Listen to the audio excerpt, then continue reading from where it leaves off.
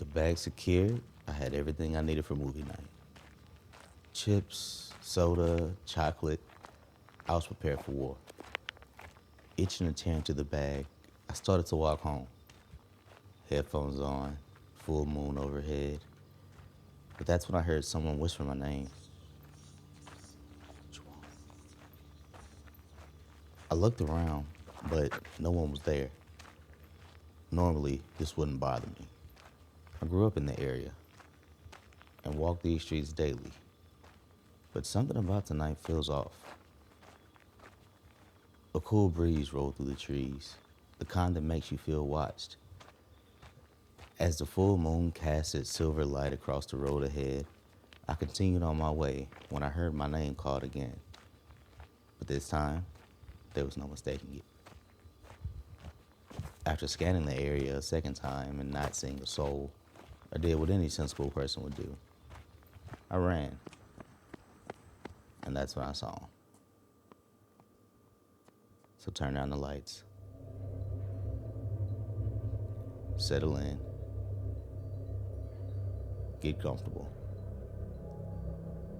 And get ready to hear the story of the Beast of Trestle Bridge. Welcome to the Book of Lore.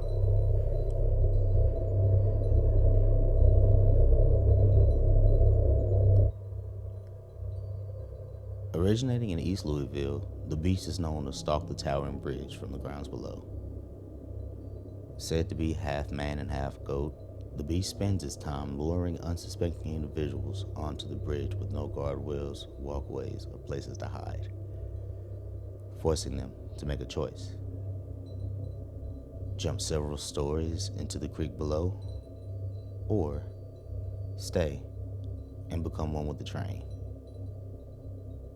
with many choosing the latter, resulting in numerous injuries and the death of dozens, all attributing to Louisville's most famous urban legend. But no one was able to determine how. Locals call it sheer intimidation, chasing people who wander too close. Others believe it simply dared them to do it, believing that the mere belief in the beast was enough to send someone over the edge. But a few residents familiar with the legend said it's something far darker. Some believe that while walking alone at night near the infamous site, you'll begin to hear something. Some believe it to be a crying child, with others believing it calls out, imitating you, luring you onto the bridge to meet a tragic end. But for all the stories told about the creature that haunts the Trestle Bridge, few can agree from where it came. Some say it was born in the woods below. Others claim it was something far more tragic, a thing hidden away from the world, locked in a cage, and carried across the Bluegrass Strait by rail. The most popular of the bunch tells a story of a traveling circus moving through rural Kentucky by train. And among the performers was one in particular that was different than the rest. Described as part man, part goat, and sometimes even part sheep. Some versions of the tale claim the creature to be deformed, made this way by birth, while other tellings describe it merely as a severely disfigured human, labeled a freak for paying crowds. Living a life of ridicule, the creature spent his days mocked, caged, and exhibited until the day disaster struck. As the rail car holding the circus performers bailed down the Trestle Bridge, the train derailed, leaving a major catastrophe in its wake. The cars left the tracks, wood splintered, metal twisted. Performers once full of life called to their watery tomb. And in the chaos that followed, something escaped, but one passenger was never found. Locals reported catching a glimpse of a tall figure with goat-like features roaming beneath the trestle. Livestock disappeared. Travelers began telling stories of feeling watched. And over time, the once imprisoned attraction spun into something far worse. After years of abuse at the hands of the circus owners and crowds, the creature had enough. Years of ridicule became years of resentment. And according to the legend, whatever escaped into those woods never forgave the people who put it in that cage. Some say it learned to imitate voices. Others claim it could lure people toward the tracks. A whisper in the darkness, a cry for help. A voice that sounds strangely familiar. And if the stories are true, by the time you realize who was calling your name, you're already standing on the tracks. And that's when the legend began. Stories of a horned beast began sweeping through eastern Kentucky, transforming an ordinary railroad crossing into one of Kentucky's most enduring legends. In the early 1930s, a local figure named Colonel Beauregard Shieldnick recounted one of the earliest reports of the beast's existence. Known to make wild claims, this next one set the state's largest city ablaze. One night while tracking deer, the colonel heard something rustling in the nearby thicket. Turning to the noise, his eyes were widening in horror. Standing before him was a beast nearly 7 feet tall, with matted fur, curved horns, and eyes following intently, as if now he is the one being tracked. Being a World War II vet, the colonel was not prone to panic. Instead, he began feeling for something. Finally finding the familiar cold steel, he began to raise it, aim. But suddenly, it grew heavy as the eyes of the beast burned to the sight. The creature bleated as the clack of its hooves became quieter the further away it went, almost sounding disturbingly human. No harm came to the colonel from this encounter, but a lifetime of nightmares and trauma afterward led us to one of the first images that many still use of the beast today. Though the validity of the account remains unknown, it is a clear reminder that something lurks beneath the bridge, imposing fear in anyone who has the misfortune to witness it. As in a case from 1937, where a group of schoolboys from nearby farms met around the bridge after dark. Sent by the older siblings, the boys saw this as a rite of passage. Hearing the story of the colonel, they came to find the truth of the tale themselves. The youngest, a boy around the age of 12, led the charge to climb the old Trestle Bridge. Halfway across the iron beams, he stopped, staring into the shallow creek bed below. Watching from the bank, his friends began giving him words of encouragement when they began to hear a faint cry echoing from below. A voice crying to be saved. But the boys quickly realized something. Around the same time, the boy on the railing realized it too, snapping out of his trance. Continuing forward with renewed purpose, he makes his way across the track when he slips on the dew-soaked metal, tumbling 90+ feet to the rocks below, spelling an untimely end for the young boy. After arriving home and explaining the misadventure, the boys insisted a horned shadow moved in the bushes moments before the fatal crash, marking this as the catalyst, setting the stage for the story as we know it today.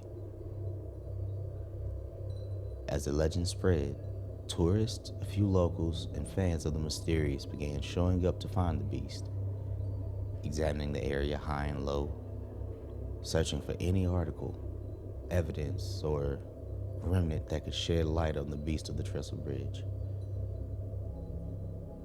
It wasn't until the group was deep into search when they heard something that stopped them dead in their tracks. A voice. A voice from the darkness, whispering their names from the forest's depth. And that was enough to send them running up the hill and onto the train tracks, where unfortunately, they'd be doomed. Because this particular set of tracks have no guardrails or safety precautions in place, leaving the unexpected traveler with a choice: accept their fate or try their luck in the creek below. Which is what makes this bridge so dangerous.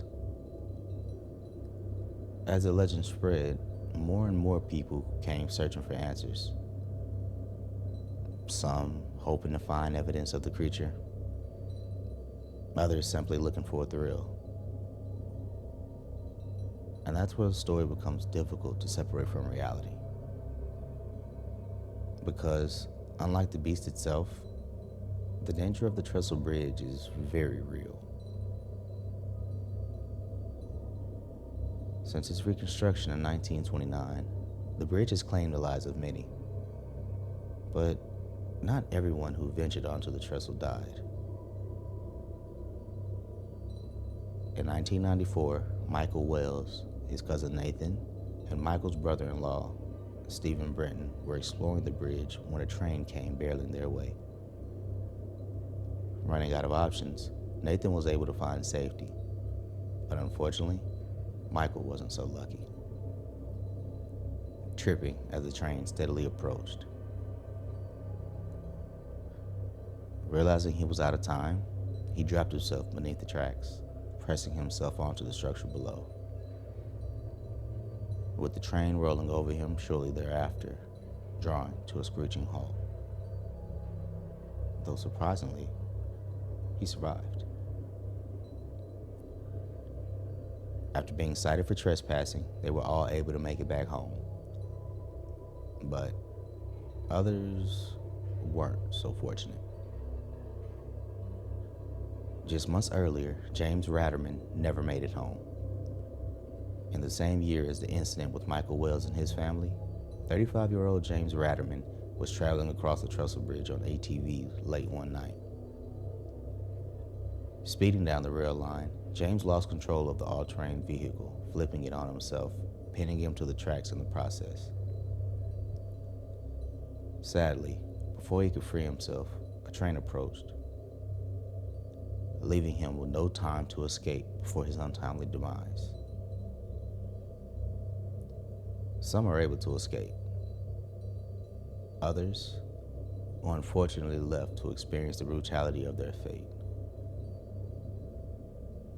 Years after the stories from '94, there was a couple traveling from Ohio to pique their paranormal interest. Raquel Bain, 26, and her boyfriend, David Nee, were on their way to town to check out a ghost tour, but wanted to make a pit stop first. Looking to check out one of the area's most widely known haunts, they decided to head to the Trestle Bridge, believing it to be abandoned. After a bit of exploration, they decided to head onto the tracks and walk along the bridge when suddenly, a blare from a train horn could be heard racing their way, growing closer by the second. David quickly lowered himself to the side of the bridge in the nick of time, but Raquel wasn't so lucky. Running out of places to hide, she tried to outrun the train, ultimately not making it out. Over the years, others would follow. Teenagers, curious locals, thrill seekers, people looking for proof. And while no one can say for certain whether the beast of Trestle Bridge ever claimed a victim, the bridge beneath the legend certainly has. Whether born from tragedy, a circus disaster, an escaped exhibit, or something far older lurking in the Kentucky woods, the truth remains frustratingly out of reach. Because despite decades of sightings, stories, and speculation, no one has ever been able to prove exactly what waits near the Trestle Bridge. Only that people continue searching for it. And in some cases, that search comes at a terrible cost. Perhaps that's why the legend has endured for so long. Not because anyone knows what it is, but because no one does. And sometimes, the unknown is far more frightening than any answer we could ever find. For generations, people have traveled to a lonely railroad trestle outside of Louisville, hoping to catch a glimpse of something they cannot explain. A creature described as part man, part goat, and entirely unnatural. Some leave disappointed. Others leave convinced they witnessed something extraordinary. But the unfortunate few never leave at all. Whether the stories are true or merely a cautionary tale wrapped in local folklore, the legend continues, waiting. Among the steel rails and weathered timbers of a bridge that has claimed far more lives than the creature itself ever has.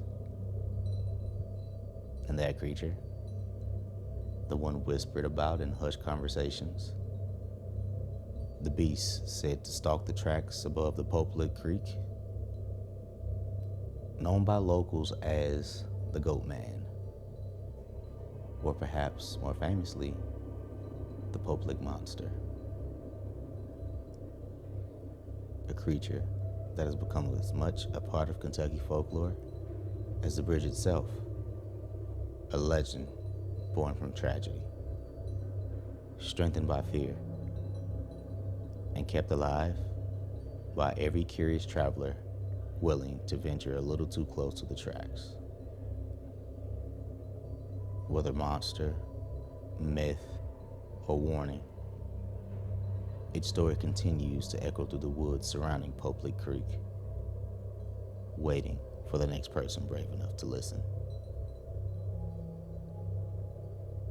And somewhere in the darkness beyond the trestle, the legend lives on. Thank you for listening. For the Book of Lore, I'm Juwan Lede, and until next time, stay safe and keep turning the page. Before we close this entry, I'd like to hear from you. Every town has its stories. A haunted road nobody drives after dark, a local legend passed down for generations, an encounter someone swears really happened. If there's a legend from your hometown, a strange experience you've lived through, or a story you'd like to see explored in a future entry of the Book of Lore, send it my way.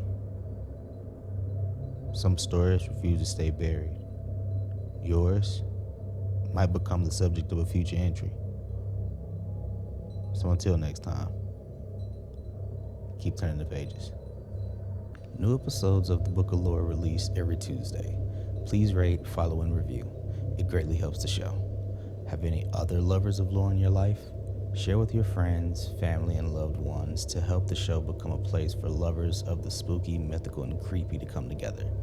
You can follow the show on Instagram, TikTok, and Threads at Book of Lore Pod. Have a great week, and thanks for listening.